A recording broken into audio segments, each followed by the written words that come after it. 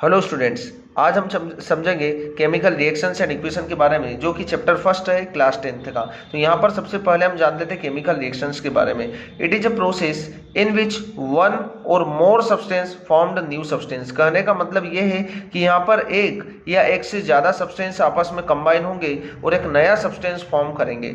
मतलब यहाँ पर किसी भी सब्सटेंस की इनिशियल और फाइनल स्टेट या फाइनल सब्सटेंस में आपको क्या देखने को मिलेगा?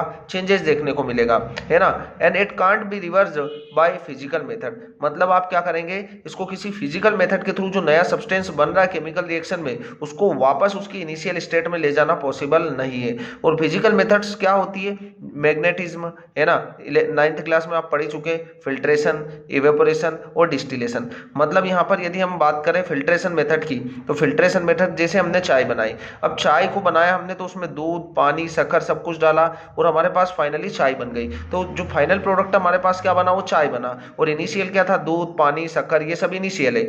अब जो फाइनल बना हमारे पास चाय, उसको यदि आप फिल्टर कर दें तो क्या आप वापस से दूध और पानी और शक्कर और सभी चीजों को अलग कर पाएंगे? पॉसिबल नहीं है। मतलब आप उसको वापस रिवर्स नहीं कर सकते हो फिजिकल मेथड के थ्रू। तो ये होती है केमिकल रिएक्शंस। अब केमिकल रिएक्शंस इन्वॉल्व, जहां पर केमिकल रिएक्शन होगी वहां पर आपको क्या क्या चेंजेस देखने को मिलेंगे, ये हमें देखना है। तो चेंजेस इन स्टेट, स्टेट में चेंज होगा। चेंजेस इन कलर, कलर में भी चेंज होगा। चेंजेस इन टेम्परेचर, टेम्परेचर में भी चेंज हो सकता है। इवोल्यूशन ऑफ गैस, यहाँ पर गैस का भी इवोल्यूशन हो सकता है। मतलब वहां पर क्या होगा? केमिकल रिएक्शंस पॉसिबल है। जहां पर केमिकल रिएक्शन होगा वहां पर आपको ये चेंजेस देखने को मिलेंगे। जरूरी नहीं कि सभी चेंजेस एक साथ देखने को मिले, आपको कोई भी एक चेंज देखने को मिल रहा है मतलब केमिकल रिएक्शंस हो ही रहा है। ठीक है। अब है नेक्स्ट हमारा chemical reactions happen in our daily life. हमारी डेली लाइफ में क्या होती है? केमिकल रिएक्शंस होती है, वो हमें देखना है क्या क्या। डाइजेशन ऑफ फूड, फूड का जो डाइजेशन या भोजन का जो पाचन हो रहा है हमारी बॉडी के अंदर, ये भी एक केमिकल रिएक्शंस का टाइप्स है। रेस्पायरेशन, जो हम सांस ले रहे हैं, वो भी क्या है? एक केमिकल रिएक्शंस है। रस्टिंग ऑफ आयरन, लोहे पर जंग लगना, ये तो बहुत अच्छे तरीके से आपने देखा होगा। जब लोहे को हम परचेस करते हैं मार्केट से, तब उसका सरफेस कैसा होता है? शाइनिंग होता है। बट कुछ समय के बाद उस पर क्या लग जाता है? जंग लग जाता है। मतलब उसका कलर में क्या हो रहा है? चेंजेस हो रहा है। और कलर में चेंज हो रहा है तो हम क्या बोल सकते हैं कि वहां पर एक केमिकल रिएक्शंस हो रहा है। फॉर्मेशन ऑफ कर्ड, कर्ड या दही का बनना, दूध से दही बनता है तो हम वहां पर क्या बोलते हैं कि यहाँ पर भी केमिकल रिएक्शंस हो रहा है। ठीक है। अब हम थोड़ा सा यहाँ पर केमिकल रिएक्शंस को समझने से पहले कुछ इंपॉर्टेंट टर्म्स के बारे में जान लेते हैं। सबसे पहला टर्म है हमारे पास यहाँ पर reactants. Reactant who take part in a chemical reactions, क्या करता है? केमिकल रिएक्शंस में पार्टिसिपेट करता है। ठीक है। जैसे हम चाय बना रहे हैं या खाना बना रहे हैं तो वहां पर क्या है? जो हमारे पास दूध है, पानी है या चाय पत्ती है, जब ये अलग अलग है तब ये क्या है? रिएक्टेंट है। जब इनको आपस में कंबाइन कर दिया और आपने यहाँ पर क्या कर दिया? हीट दिया और चाय बन गई, उसके बाद जो चाय है वो हमारा क्या है? प्रोडक्ट है। तो जो इनिशियल स्टेट में रहेगा वो क्या बोलेंगे? हम रिएक्टेंट बोलेंगे। Who take part in chemical reactions, तो रिएक्टेंट्स क्या करता है? केमिकल रिएक्शंस में पार्टिसिपेट करता है। ठीक है। प्रोडक्ट क्या होगा? The substance which are formed in a chemical reactions, जो चाय आपकी फाइनली बन रहा है या फूड आपका प्रिपेयर हो रहा है, कुक हो रहा है, तो वो क्या हमारे पास फाइनल प्रोडक्ट, जो फाइनल प्रोडक्ट होगा उसको हम बोलेंगे प्रोडक्ट, है ना। फिर होगा एग्जांपल की हम बात करें, when magnesium ribbon burn in air oxygen give us magnesium oxide. जहां पर हम क्या करते हैं? मैग्नीशियम, एक्टिविटी 1.1 में आपको देखने को मिल जाएगा। तो हम क्या कर रहे हैं? मैग्नीशियम रिबन को बर्न कर रहे हैं। तो मैग्नीशियम रिबन जो है वो एयर की प्रेजेंस में, एयर से रिएक्ट कर रहा है और एयर की प्रेजेंस में बर्न होकर आपको क्या दे रहा है? मैग्नीशियम ऑक्साइड दे रहा है। तो मैग्नीशियम ऑक्साइड क्या हुआ? आपका प्रोडक्ट हुआ। और मैग्नीशियम रिबन और एयर यहाँ पर क्या है? रिएक्टेंट है, क्योंकि ये इनिशियल है ना। फिर हमारे पास केमिकल इक्वेशन। केमिकल इक्वेशन क्या होता है? देखो, अब chemical equation, a chemical reactions can be represented by chemical equation. आप क्या करेंगे? यहाँ पर जो भी एलिमेंट्स या जो भी एटम्स रिएक्शन या केमिकल रिएक्शन में पार्टिसिपेट कर रहा उसको सिंबल्स के फॉर्म में लिखेंगे। जैसे हम बात करें यहाँ पर किसी भी सब्सटेंस की, तो मैं यहाँ पर एक बात कर रहा हूँ मैग्नीशियम की। अब मैग्नीशियम को मैं मैग्नीशियम न लिखकर क्या लिखूंगा? जैसे magnesium plus oxygen to form a magnesium oxide. क्या बना रहा है? मैग्नीशियम ऑक्साइड बना रहा है। अब मैग्नीशियम ऑक्साइड बना रहा है तो ये जो होगा हमारे पास लेफ्ट हैंड साइड, इसको हम बोलेंगे क्या? रिएक्टेंट्स। क्या बोलेंगे हम, रिएक्टेंट्स। और जो लास्ट में हमारे पास जो बन रहा है फाइनल, उसको हम बोलेंगे क्या, प्रोडक्ट। आप हमेशा ये चीज याद रखें। तो हम मैग्नीशियम को क्या लिखेंगे, मैग्नीशियम का सिंबल होता है Mg, आप पीरियोडिक टेबल में देखेंगे तो मिल जाएगा आपको। और ऑक्सीजन का क्या होता है, आपको बीच में प्लस का साइन लगाना है, ऑक्सीजन का होता है O2, है ना। तो ऑक्सीजन और मैग्नीशियम रिएक्ट करके क्या बना लेंगे, MgO बना लेंगे, ठीक है, MgO बन जाएगा। तो ये जो हमारे पास ये दोनों क्या है, रिएक्टेंट है, और ये हमारे पास जो बन रहा है प्रोडक्ट है। तो आप क्या कर रहे हैं, जब सिंबॉलिक फॉर्म में लिख रहे हैं इसको, मैग्नीशियम का सिंबल Mg और ऑक्सीजन का सिंबल O है, हम O2 के फॉर्म में लिखते हैं। तो यहाँ पर क्या है, इनको सिंबल्स के फॉर्म में लिख रहे हैं और मैग्नीशियम ऑक्साइड को MgO के फॉर्म में लिख दिया। तो ये क्या हमारे पास एक केमिकल इक्वेशन हो रहा है, तो इसको हम बोलते हैं केमिकल इक्वेशन। ये इक्वेशन के फॉर्म में लिख रहे हैं हम, ठीक है। तो आपको अच्छे तरीके से क्लियर होता होगा कि केमिकल इक्वेशन क्या होगा, ठीक है। अब यहाँ पर हमने बात की कि यहाँ पर जो हमारे पास रिएक्टेंट और प्रोडक्ट उनको सिंबॉलिक रिप्रेजेंटेशन में लिख रहे हैं, ठीक है। अब हम नेक्स्ट पेज पर मूव करते हैं, जो कि हमारे पास है reactant and product. Product with mention of physical state, आपको क्या करना है, फिजिकल स्टेट भी उसका मेंशन करना है। फिजिकल स्टेट मेंशन करेंगे। Magnesium ribbon burn in air oxygen gives us magnesium oxide. अभी हमने देखा कि मैग्नीशियम रिबन को जब बर्न कर रहे हैं तो क्या बना रहा है, वो मैग्नीशियम ऑक्साइड बना रहा है। अब यहाँ पर आपको स्टेट भी मेंशन करना है। तो स्टेट मेंशन कैसे करेंगे, देखो यहाँ पर हमारे पास है मैग्नीशियम था, मैग्नीशियम कैसा होता है, सॉलिड होता है। ऑक्सीजन कैसा होता है, गैस होता है। और मैग्नीशियम ऑक्साइड कैसा होगा, सॉलिड होगा, ठीक है। तो यहाँ पर आपको क्या करना है, स्टेट भी मेंशन करना है। तो ये हमारे पास एक क्या हुआ, केमिकल इक्वेशन हुआ। क्या हुआ, केमिकल इक्वेशन। हमने यहाँ पर सिंबल्स के फॉर्म में लिखा और यहाँ पर हमने उनका स्टेट भी मेंशन किया। और यहाँ पर एक एरो का डायरेक्शन किसको रिप्रेजेंट कर रहा है, ये रिएक्शंस या केमिकल रिएक्शंस की डायरेक्शन को रिप्रेजेंट कर रहा है, ठीक है। तो यहाँ पर हमारे पास क्या है, कंप्लीट केमिकल इक्वेशन होगा, जहां पर आपने स्टेट भी मेंशन किया है। सॉलिड के लिए S होगा, लिक्विड के लिए L होगा, और गैस के लिए आपको G लिखना होगा, ठीक है। और एक्वस के लिए AQ लिखना है। अब एक्वस क्या होता है ये भी हम देख लेते हैं। Aqueous solution, it is a solution in which solvent in water, मतलब जब हम किसी भी सब्सटेंस को या किसी भी चीज को हम किसके अंदर डिसोल्व कर देंगे, वाटर के अंदर डिसोल्व कर देंगे, तो वहां पर आप क्या बोलेंगे कि ये एक्वस सॉल्यूशन है। जैसे NaCl को हमने पानी के अंदर डिसोल्व किया तो NaCl क्या होगा, NaCl हमारे पास होगा एक्वस होगा, ठीक है। यहां पर हम बात कर रहे हैं, देखो मैग्नीशियम प्लस ऑक्सीजन। अब मैग्नीशियम और ऑक्सीजन दोनों क्या कर रहे हैं, रिएक्ट कर रहे हैं। तो आपके पास क्या बन रहा है, मैग्नीशियम ऑक्साइड बन रहा है। अब मैग्नीशियम ऑक्साइड बन रहा है, जो क्या है हमारे पास प्रोडक्ट, हमने यहाँ पर लिखा भी है।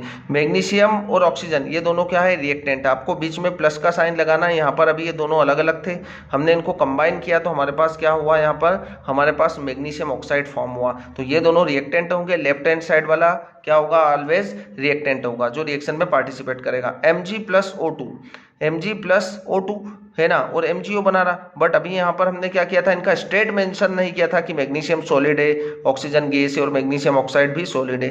बट अब यहाँ पर हमने क्या कर दिया, इनका स्टेट को भी मेंशन किया। मैग्नीशियम देखो यहाँ पर सॉलिड है, ऑक्सीजन हमारे पास गैस है और मैग्नीशियम ऑक्साइड क्या है, सॉलिड है, ठीक है। तो ये हमारे पास एक कंप्लीट केमिकल इक्वेशन होता है। फिर हम बात कर लेते हैं अनबैलेंस इक्वेशन की। अभी ये देखो, अभी ये क्या है, ये इक्वेशन अनबैलेंस है, क्योंकि यहाँ पर मैग्नीशियम आपको रिएक्टेंट साइड एक दिख रहा है, इधर भी एक ही है, बट ऑक्सीजन इधर दो दिख रहे हैं आपको रिएक्टेंट साइड, और इधर कितना दिख रहा है, एक ही दिख रहा है। तो आप इसको जब तक बैलेंस नहीं करेंगे तब तक हम क्या बोलेंगे, अनबैलेंस इक्वेशन। अनबैलेंस इक्वेशन को हम क्या बोलते हैं, स्केलेटल इक्वेशन। जब बैलेंस नहीं होगी कोई भी केमिकल रिएक्शंस तो हम क्या बोलेंगे कि ये जो होगा वो स्केलेटल इक्वेशन है ना। Number of reactant atom is not equal to number of product atom, मतलब जितने रिएक्टेंट में जितने एटम्स है उतने प्रोडक्ट में एटम्स नहीं है, तो उस इक्वेशन को क्या बोलते हैं अपन, अनबैलेंस इक्वेशन बोलते हैं, है ना। और ये बैलेंस करना बहुत ही जरूरी है। क्यों बैलेंस करना जरूरी है वो आगे हम देखेंगे अभी। चलो अब हमारे पास नेक्स्ट है how to balance chemical equation. अब केमिकल इक्वेशंस को बैलेंस करेंगे हम। तो बैलेंस करने के लिए सबसे पहले आपको क्या करना है, हीट और ट्रायल मेथड का यूज करेंगे, है ना। अब देखो यहाँ पर हमारे पास एक केमिकल इक्वेशन दिख रहा होगा आपको, Fe प्लस H2O, ये दोनों क्या है, रिएक्टेंट है, और Fe3O4 प्लस H2 ये क्या हमारे पास प्रोडक्ट है। तो अब देखो इस रिएक्शन को बैलेंस करना आपको, मतलब टोटल एटम्स रिएक्टेंट साइड और प्रोडक्ट साइड क्या होना चाहिए, इक्वल होना चाहिए। और इक्वल होना चाहिए तो आपको इन दोनों को बैलेंस करने के लिए क्या करना है, देखो यहाँ पर हमको पहले तो एलिमेंट्स लिखना है। यहाँ पर एलिमेंट्स कौन कौन से, आयरन है, तो यहाँ पर आप लिख दीजिए क्या, Fe, ठीक है। फिर H भी है, यहाँ पर H भी है, और फिर क्या है, ऑक्सीजन भी है। ये तीन एलिमेंट्स पार्टिसिपेट कर रहे हैं। तो आपने इधर तो एलिमेंट्स लिख दिए। कितने एलिमेंट्स है, तो रिएक्टेंट साइड कितने हैं, आयरन 1 है, देखो आप 1 दिख रहा है, और प्रोडक्ट साइड कितने दिख रहे हैं आपको, 3 दिख रहे हैं, ठीक है। फिर हमारे पास यहाँ पर हाइड्रोजन 2 है और इस साइड हाइड्रोजन कितने 2 है, तो यहाँ पर आप 2 ही लिख देंगे, दोनों साइड 2 ही है। ऑक्सीजन इधर कितना है, ऑक्सीजन इस साइड 1 है तो आप यहाँ पर 1 लिख देंगे, और इस साइड कितना है 4 है तो आप यहाँ पर लिख देंगे 4। तो ये हमारे पास एलिमेंट्स लिख दिया। अब इनको बैलेंस करना हमको, तो किस तरीके से करना है ये हमें देखना है। देखो आयरन इस साइड 1 दिख रहा है तो आप क्या कर दीजिए, सबसे पहले यहाँ पर ब्रैकेट लगा दीजिए। क्या करना हमें, यहाँ पर हमें ब्रैकेट लगा देना। ये हमने ब्रैकेट लगा दिया। ब्रैकेट लगा दिया मतलब इस क्वांटिटी में आपको कोई चेंजेस नहीं करना है, ठीक है, इस क्वांटिटी में आपको कोई चेंजेस नहीं करना है, ठीक है। तो अब हमें क्या करना है, देखो यहाँ पर आपके पास आयरन 1 है और इस साइड प्रोडक्ट साइड 3 है। अब इसको बैलेंस करना तो आपको यहाँ क्या करना पड़ेगा, 3 का मल्टीप्लाई करना पड़ेगा। तो मैं यहाँ पर मल्टीप्लाई कर रहा हूँ 3 का। मैंने जब यहाँ मल्टीप्लाई करा 3 का तो ये कितना हो गया, 3 हो गया, है ना। और यहाँ पर भी आप क्या लगा देंगे, 3 लगा देंगे, ठीक है। ये हमने 3 का मल्टीप्लाई किया। अब देखो आयरन इधर कितना हुआ, 3 हो चुका है, इस साइड भी प्रोडक्ट साइड भी 3 हो चुका है। चलो अब हाइड्रोजन की बात करें, हम हाइड्रोजन कितना है 2 है और इस साइड भी कितना है 2 है, तो हाइड्रोजन तो बैलेंस है। बट ऑक्सीजन की बात करें, ऑक्सीजन इस साइड 1 है, इस साइड तो 1 है और इस साइड कितना है 4 है, तो आप यहाँ किसका मल्टीप्लाई कर देंगे, 4 का। तो मैं यहाँ पर 4 का मल्टीप्लाई कर रहा हूँ और 4 का मल्टीप्लाई करूंगा तो कितना हो जाएगा, 4 ऑक्सीजन हुआ, इस साइड भी 4 ऑक्सीजन हुआ। बट अब हाइड्रोजन जो है 2 4 जा 8 है ना, इस 4 का मल्टीप्लाई पूरे वाटर के अंदर है तो यहाँ पर 2 4 जा कितना हो जाएगा, 8 हो जाएगा। तो अब हमारा ऑक्सीजन कितना हो चुका है, इधर 8 हो चुका है ना, 2 इंटू क्या हुआ 4 हुआ, तो इधर हमारा 8 हो चुका है। अब इधर तो हमारे पास 2 ही है, कितना दिख रहा है आपको, 2 ही दिख रहा है। हाइड्रोजन 2 है तो आपको यहाँ पर कितने का मल्टीप्लाई करने का, यहाँ पर आपको 4 का मल्टीप्लाई करने का, कितने का 4 का, तो हाइड्रोजन हमारा हो जाएगा 8। इस साइड भी हाइड्रोजन कितना हो चुका हमारा 8 हो चुका है, और आयरन इधर भी 3 है उधर भी 3 है, और ऑक्सीजन इधर 4 है हमारा, है ना। ऑक्सीजन कितना दिख रहा है आपको, 4 दिख रहा है, और ऑक्सीजन इधर भी 4 है। तो आपकी रिएक्शन से देखो बैलेंस हो चुकी है। इधर भी आयरन 3 है, इस साइड भी आयरन 3 है, इधर ऑक्सीजन 4 है, इधर भी ऑक्सीजन आपके 4 ही है ना। फिर इधर आपका हाइड्रोजन कितना है, हाइड्रोजन 2 4 जा 8 है, इधर भी 2 4 जा 8 है। तो ये रिएक्शंस आपकी बैलेंस हो चुकी है। अब है ना, इस रिएक्शंस को बैलेंस कर दिया हमने। अब यहाँ पर आपको इनकी स्टेट भी मेंशन करना है तो आप स्टेट को भी मेंशन कर देंगे। यहाँ पर आयरन कैसा होता है, आयरन हमारा सॉलिड होता है। आयरन के बाद हमारे पास जो H2 होता है वो लिक्विड होता है, आपको पता ही है, स्टेट लिक्विड स्टेट में होता है। Fe3O4 बन रहा है जो भी कैसा होगा, सॉलिड स्टेट में होगा, और H2 क्या होगा, गैस होगा, आपका हाइड्रोजन गैस होता है। तो ये आपकी रिएक्शंस कंप्लीट इक्वेशन फॉर्म हो चुकी है। तो इस तरीके से आपको बैलेंस करना है। चलो नेक्स्ट पेज पर मूव करते हैं, एक और रिएक्शंस को हम बैलेंस करते हैं जो कि एक्टिविटी 1.1 में हमारे पास, उस रिएक्शंस को हम बैलेंस करेंगे, और बैलेंस करेंगे तो हमें पता चलेगा। ये रहा हमारे पास 3rd नंबर है ना, पेज नंबर भी मैंने लिख चुका हूँ उस पर ताकि आपको क्लियर हो, है ना। Magnesium plus oxygen. अब एलिमेंट की हम बात करें, इस साइड मैग्नीशियम है और ऑक्सीजन है। मैग्नीशियम हमें यहाँ पर रिएक्टेंट साइड 1 दिख रहा है और प्रोडक्ट साइड कितना हमारे पास 1 ही है। ऑक्सीजन इधर हमें 2 दिख रहा है और इधर कितना दिख रहा है, 1 ही है।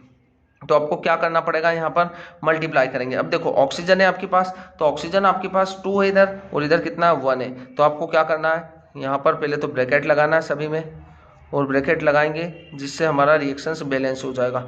ऑक्सीजन आपको इधर 2 दिख रहा है और इधर कितना है 1 है, तो आप यहाँ पर 2 का मल्टीप्लाई कर देंगे। अब ऑक्सीजन तो आपके पास कितना हो चुका है ना, ऑक्सीजन आपके पास हो चुका है 2, कितना हुआ 2, इस साइड भी 2 है। बट अब इधर मैग्नीशियम कितना हुआ है, 2 हुआ, क्योंकि ये जो 2 का मल्टीप्लाई ये पूरे में, तो मैग्नीशियम कितना हो चुका, प्रोडक्ट साइड 2 हो गया, कितना हुआ 2। तो आप यहाँ भी किसका मल्टीप्लाई कर देंगे, 2 का। तो यहाँ पर आपका ये कितना हो जाएगा, 1 × 2 = 2, ठीक है। तो ये आपका रिएक्शंस पूरा बैलेंस हो चुका है। चलो why do we need to balance chemical equation, हमें केमिकल इक्वेशंस को बैलेंस क्यों करना पड़ता है, क्या जरूरत है हमें बैलेंस करने की। तो according to law of conservation of mass, matter can neither be created nor be destroy in a chemical reaction. किसी भी केमिकल रिएक्शन में मैटर क्या होगा, कभी भी क्रिएट नहीं कर सकते, मतलब नया पैदा नहीं कर सकते, और उसको डिस्ट्रॉय भी नहीं कर सकते कोई भी केमिकल रिएक्शन में। मतलब एटम का मास क्या होना चाहिए, इक्वल होना चाहिए। So number of element involve in a chemical reaction should remain same at reactant and product side.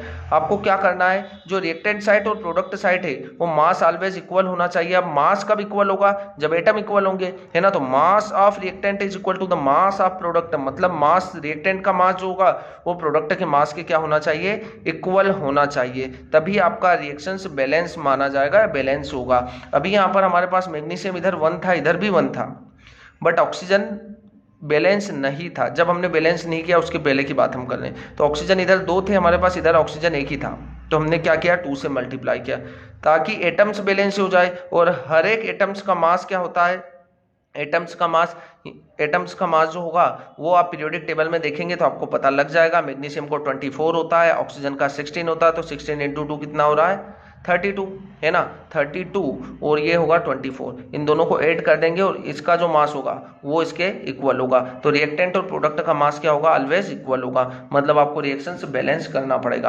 अब आ जाते हैं हम टाइप्स ऑफ केमिकल रिएक्शंस के बारे में। केमिकल रिएक्शंस क्या होगी, combination reaction, the reaction in which 2 or more reactant combine to form a single product. मतलब यहाँ क्या होंगे, 2 रिएक्टेंट्स कंबाइन होंगे। अब रिएक्टेंट्स क्या होते हैं ये तो आप अच्छी तरीके से जानते हैं, जो लेफ्ट हैंड साइड लिखते हैं वो रिएक्टेंट्स होते हैं। यहाँ पर आपने देख लिया ये दोनों रिएक्टेंट और ये प्रोडक्ट है। तो जब 2 रिएक्टेंट्स कंबाइन होंगे और क्या बनाएंगे, एक प्रोडक्ट बनाएंगे, तो उसको हम क्या बोलेंगे, कॉम्बिनेशन रिएक्शंस बोलेंगे। जैसे A प्लस बी से आपको मिल रहा है AB, ये दोनों रिएक्टेंट्स है, ये कंबाइन होंगे तो आपके पास क्या बन रहा है AB, जो कि एक न्यू प्रोडक्ट है। एग्जाम्पल की हम बात करें, बर्निंग ऑफ कोल, जब कोयले को या कोल को आप बर्न करेंगे है ना, किसकी प्रेजेंस में होगा, ऑक्सीजन की प्रेजेंस में। ऑक्सीजन तो रिक्वायर्ड होगी बर्निंग के लिए। तो कार्बन कैसा होता है, सॉलिड स्टेट में होता है। ऑक्सीजन कैसा होता है, गैस स्टेट में होता है। यहाँ पर आपके पास बन रहा है कार्बन डाइऑक्साइड, जो कि ये भी एक गैस है। तो यहाँ पर आपके पास ये क्या हो रहा है, एक न्यू प्रोडक्ट बन रहा है जब 2 रिएक्टेंट कंबाइन हो रहे हैं, बट एक प्रोडक्ट जो बनेगा वो कैसा बनेगा, सिंगल बनेगा। तो आप क्या बोलेंगे यहाँ पर कि यहाँ पर जो हो रहा है वो कॉम्बिनेशन रिएक्शन हो रहा है। चलो एक और एग्जांपल हम ले लेते हैं। 4th नंबर पेज तरफ मूव करेंगे हम। पेज नंबर 4 आपको दिख रहा होगा, क्लियर है ना। फॉर्मेशन ऑफ वाटर, अब वाटर का फॉर्मेशन हो रहा है, H2 और O2 मिलके क्या बना रहे, वाटर बना रहे। तो यहाँ भी आपको एक सिंगल ही प्रोडक्ट मिल रहा है, H2 भी गैस है आपके पास, ऑक्सीजन भी गैस है और H2O क्या है, लिक्विड स्टेट में। अगला हमारे पास है डीकंपोजिशन रिएक्शन। डीकंपोजिशन क्या होगा, in this reaction a compound split into 2 or more substances called decomposition reaction. ए जो है ये एक रिएक्टेंट है और ये क्या हो रहा है, ब्रेक होकर आपको क्या दे रहा है, बी और सी दे रहा है। मतलब यहाँ पर आपको 2 प्रोडक्ट मिल रहे हैं या मोर देन 2 प्रोडक्ट्स भी मिल सकते हैं। तो एक सिंगल जो रिएक्टेंट्स रहेगा, एक सिंगल सब्सटेंस रहेगा, वो 2 or more than 2 product form करेगा। वहां पर आप क्या बोलेंगे कि यहाँ पर डीकंपोजिशन रिएक्शन इन्वॉल्व है। अब ये रिएक्शन जो होता है वो 3 टाइप्स का होता है। सबसे पहला आपके पास है थर्मल डीकंपोजिशन, दूसरा आपके पास इलेक्ट्रोलाइटिक डीकंपोजिशन, थर्ड आपके पास है फोटोलाइसिस डीकंपोजिशन। देखो थर्मल डीकंपोजिशन क्या होगा, when decomposition is carried out by heating, क्या होगा, ये हीटिंग की प्रेजेंस में होगा। यहाँ पर आप एनर्जी दे रहे हैं, जब कैल्शियम कार्बोनेट या CaCO3 को आप क्या कर रहे हैं, हीट करेंगे, तो आपके पास क्या बन रहा है, CaO कैल्शियम ऑक्साइड, जिसको हम क्यूक्लाइन भी बोलते हैं, और क्या बन रहा है, कार्बन डाइऑक्साइड गैस इवॉल्व हो रहा है। यहाँ से क्या हो रहा है, कार्बन डाइऑक्साइड गैस इवॉल्व हो रहा है। तो जहाँ भी गैस इवॉल्व होगा वहाँ पर ये वाला साइन आप इस साइन के थ्रू रिप्रेजेंट कर सकते हैं। तो यहाँ पर हमारे पास क्या है, कैल्शियम कार्बोनेट सॉलिड स्टेट में, कैल्शियम ऑक्साइड सॉलिड स्टेट में और कार्बन डाइऑक्साइड गैस होता है। तो यहाँ पर क्या हो रहा है, थर्मल मतलब हीट की प्रेजेंस में ब्रेक होगा। दूसरा जो टाइप से है डिकम्पोजिशन का वो है इलेक्ट्रोलाइटिक डिकम्पोजिशन। इलेक्ट्रोलाइटिक डिकम्पोजिशन क्या होगा, when decomposition is carried out by passing electricity. आप क्या करेंगे, जब इलेक्ट्रिसिटी को पास करेंगे यहाँ से वाटर से, तो ये क्या होगा, H2 और O2 में ब्रेक हो जाएगा, डिकम्पोज हो जाएगा। तो यहाँ पर H2O लिक्विड स्टेट में होगा और H2 गैस स्टेट में होगा, ऑक्सीजन भी गैस स्टेट में होगा। तो यहाँ आप इलेक्ट्रिकल करंट के थ्रू क्या कर रहे हैं, इसको डिकम्पोज कर रहे हो, ब्रेक कर रहे हो वाटर को। ठीक है, अगला हमारे पास है photolysis decomposition. When decomposition carried out in the presence of sunlight, आप सनलाइट की प्रेजेंस में किसी सब्सटेंस को डिकम्पोज करेंगे तो वहां पर क्या होगा, फोटोलाइसिस डिकम्पोजिशन। चलो अगले पेज पर हम मूव करते हैं। यहाँ पर 5th नंबर के पेज की तरफ हम बढ़ रहे हैं। AgCl को सनलाइट की प्रेजेंस में रखेंगे हम तो क्या होगा, Ag और क्लोरीन गैस फॉर्म करेगा, जो कि ये भी क्या है, एक फोटोलाइटिक डिकम्पोजिशन। फोटोलाइसिस डिकम्पोजिशन का मतलब ही होता है कि लाइट की प्रेजेंस में ब्रेक डाउन होना है। और ये जो रिएक्शन होती है, इस रिएक्शन का यूज हम ब्लैक एंड व्हाइट फोटोग्राफी में करते हैं। तो हम यहाँ पर नोट भी लिख चुके हैं, जो कि एग्जाम के पॉइंट ऑफ व्यू से बहुत ज्यादा इंपॉर्टेंट है। About reaction is used in a black and white photography. इस रिएक्शन का यूज कहाँ पर होता है, ब्लैक एंड व्हाइट फोटोग्राफी में होता है। आपके एग्जाम में पूछा गया, इसलिए यहाँ पर नोट बनाकर लिखा गया है। डिस्प्लेसमेंट रिएक्शन नेक्स्ट है हमारे पास, the reaction in which more reactive elements displace less reactive element from its solution. कहने का मतलब ये है कि यहाँ पर जो मोर रिएक्टिव मेटल रहेगी वो लेस रिएक्टिव मेटल को क्या कर देगी, डिस्प्लेस कर देगी। अब ये कैसे पता लगेगा आपको, तो आप एनसीईआरटी के पेज नंबर 45 पर देख सकते हैं। रिएक्टिविटी सीरीज होगा, उसमें आपको जो टॉप पर मेटल्स होगी टॉप पर मेटल से उनकी रिएक्टिविटी हाई होगी as compare to bottom metals. तो यहाँ पर जो आयरन है वो कॉपर को क्या कर देगा, डिस्प्लेस कर देगा, क्योंकि आयरन जो है वो क्या आ रहा है, रिएक्टिविटी सीरीज में ऊपर आ रहा है और कॉपर जो है वो नीचे आ रहा है। तो आयरन क्या करेगा, कॉपर को डिस्प्लेस कर देगा, जिससे आपका आयरन सल्फेट फॉर्म होगा और कॉपर फॉर्म होगा, है ना, कॉपर को डिस्प्लेस कर देगा। तो यहाँ पर डिस्प्लेसमेंट रिएक्शन आपको एनसीईआरटी में पेज नंबर 45 पर मिल जाएगा, जिसमें आपको रिएक्टिविटी पता लग जाएगी, अलग अलग मेटल्स की रिएक्टिविटी अलग अलग होती है ना। डबल डिस्प्लेसमेंट की बात कर देते हैं।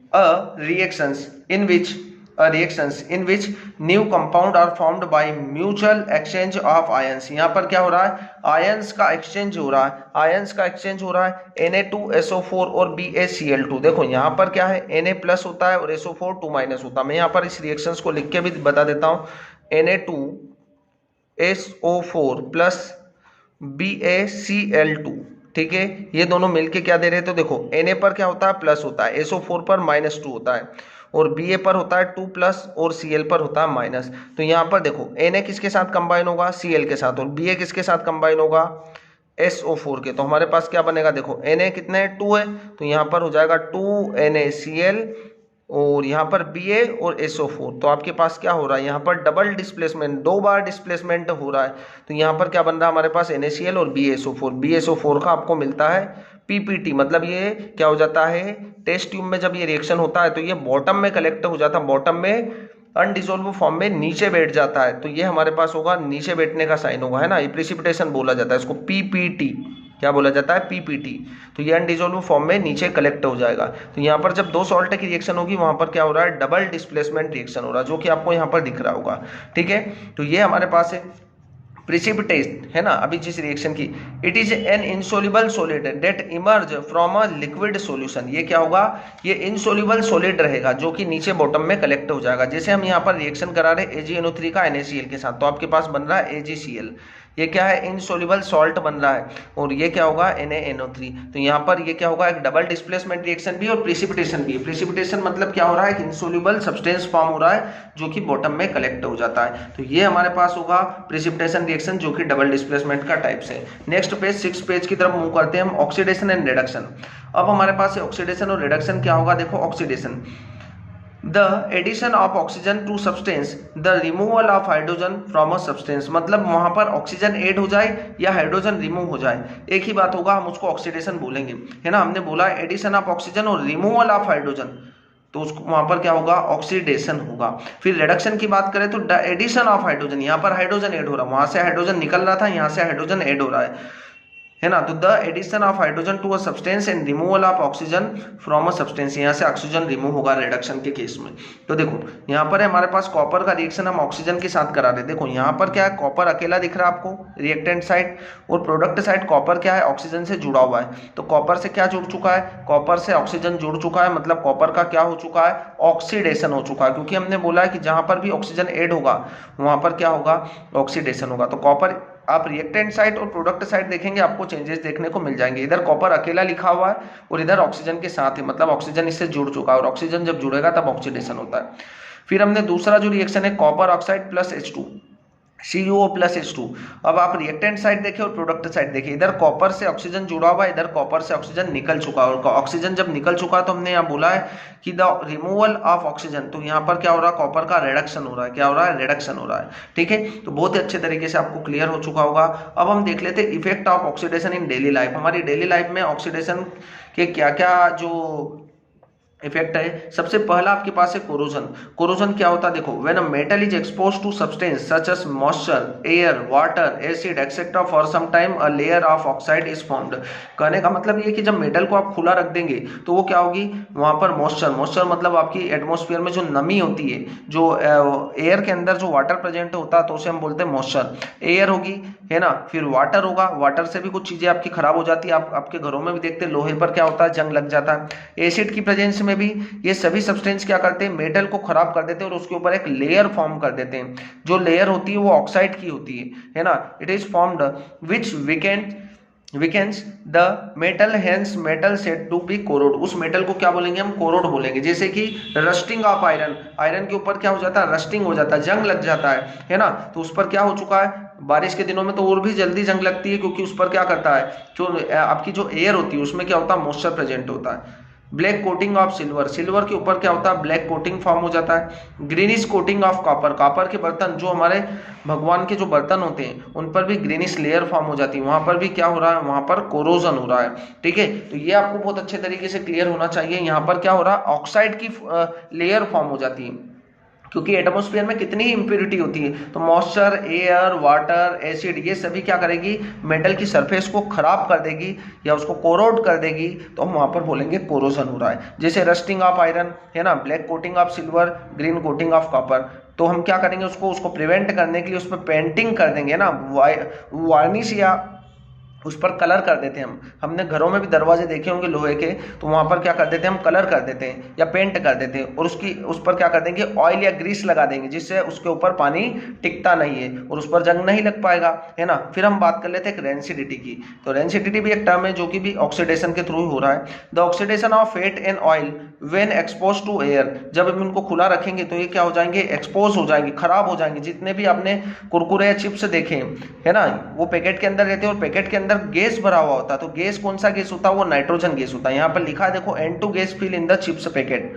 तो वहां पर हम क्यों कर रहे हैं, क्योंकि वहां पर ऑक्सीडेशन नहीं हो पाएगा, जिससे आपकी चिप्स और वेफर्स जो रहेंगे, कुरकुरे या चिप्स जो भी रहते हैं, तो वो क्या होंगे, खराब नहीं हो पाएंगे, क्योंकि उनका ऑक्सीडेशन नहीं हो पाएगा। ठीक है, तो हमने यहाँ बोला the oxidation of fat and oil when expose to air is known as rancidity. It lead to bad smell and bad taste of food. आपका जो फूड रहेगा उसका स्मेल और टेस्ट चेंज हो जाएगा। तो ये हमारे पास होगा रेंसिडिटी। नेक्स्ट टॉपिक की तरफ हम मूव करेंगे, जो कि हमारे पास है page number 7, chemical reactions also classify on the base of temperature. सबसे पहला हमारे पास है एक्सोथर्मिक रिएक्शंस। एक्सोथर्मिक रिएक्शंस क्या होगा, reactions in which heat is released along with formation of product called exothermic reactions। मतलब क्या होगा, जहां पर भी केमिकल रिएक्शंस होगी वहां पर क्या होगा, हीट इवॉल्व होगी। हीट इवॉल्व होगी तो हम बोलेंगे एक्सोथर्मिक रिएक्शंस हो रहा है। और एंडोथर्मिक रिएक्शंस क्या होगा, जहां पर क्या हो रहा है, एंडोथर्मिक रिएक्शंस में यहाँ पर एनर्जी एब्जॉर्ब होती है। तो जहां पर एनर्जी एब्जॉर्ब होगी वहां पर क्या होगा, एंडोथर्मिक रिएक्शंस होगा। The reactions which required energy in the form of heat and light, मतलब आप यहाँ कह देंगे हीट और लाइट के फॉर्म में यहाँ पर एनर्जी देते हैं, और एनर्जी देंगे तो क्या होगा, वहाँ पर एंडोथर्मिक रिएक्शन इवॉल्व होगा। ठीक है।